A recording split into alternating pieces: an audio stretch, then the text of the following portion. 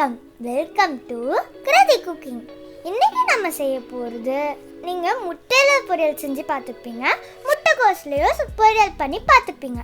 ஆனால் இன்னைக்கு நம்ம முட்டையும் முட்டைக்கோஸும் கலந்து ஒரே பொரியலாக பண்ண போகிறோம். இந்த வீடியோ ஸ்கிப் பண்ணிடாதீங்க, அப்புறம் நீங்கள் வருத்தப்படுவீங்க. இப்போ வாங்க வீடியோக்குள்ளே போகலாம்.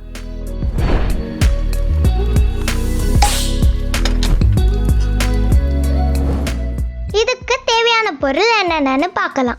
ஒரு பெரிய வெங்காயம் கட் பண்ணி வச்சுருக்கேன், கொத்தமல்லி கொஞ்சம் வச்சுருக்கேன், கருவேப்பிலை கொஞ்சம், 3 முட்டை, ஒரு 5-6 பல்லு பூண்டு சின்ன சின்னதாக தூளாக நறுக்கி வச்சுருக்கேன், குழம்பு மிளகாய் தூள் 1 ஸ்பூன், சோம்புத்தூள் 1/2 ஸ்பூன், மஞ்சத்தூள் 1/2 ஸ்பூன், தாளிக்கத்துக்கு ஜீரகம் உளுந்தும் வச்சுருக்கேன், தூளாக கட் பண்ண முட்டைக்கோஸ் கொஞ்சம் எடுத்து வச்சுருக்கேன், தேங்காய் துருவல் தேவையான அளவு வச்சுருக்கேன்.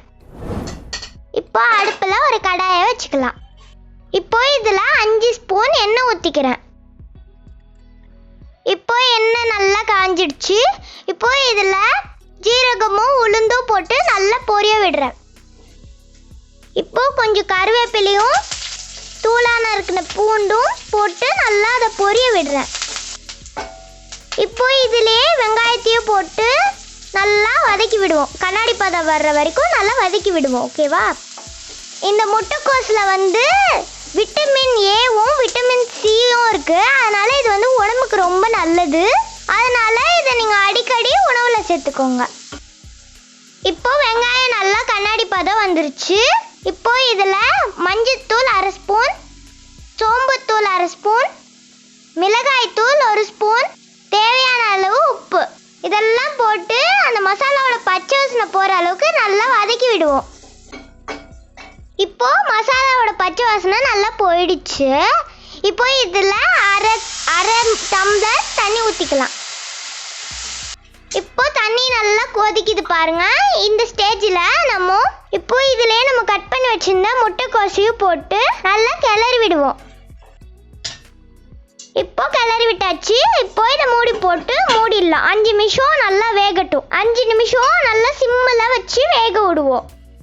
முட்டைக்கோசை நம்ம ரொம்ப நேரம் வேக வச்சோன்னா அதில் உள்ள சத்தெல்லாம் போயிடும்.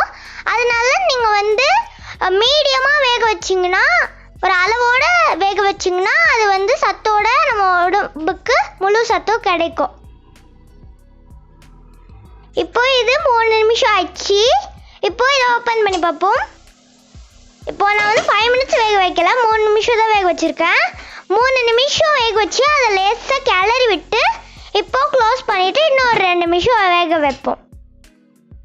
இந்த முட்டைக்கோஸை நீங்கள் ஜூஸ் போட்டு குச்சிங்கன்னா நம்ம உடம்புல அல்சர் வராமல் இது தடுக்கும். அதுவும் இல்லாமல் நம்மளுக்கு நிறையா நோய் எதிர்ப்பு சக்தியும் கிடைக்கும்.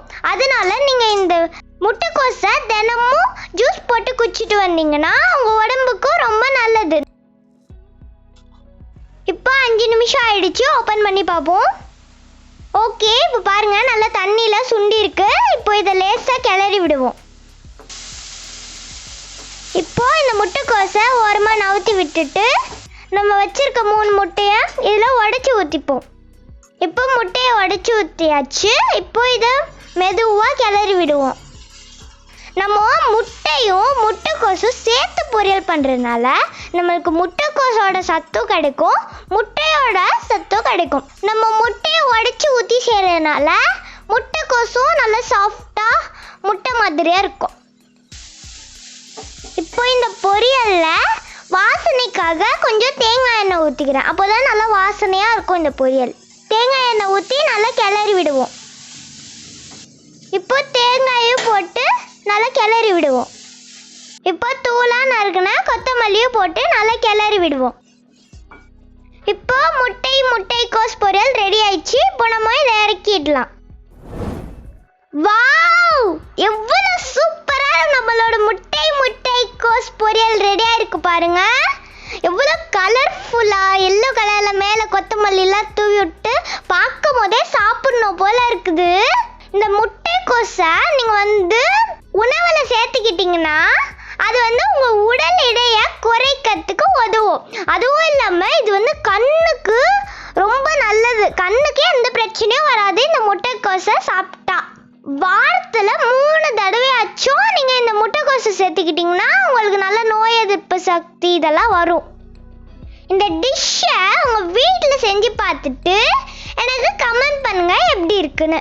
இந்த வீடியோ உங்களுக்கு பிடிச்சுன்னா லைக் பண்ணுங்கள்.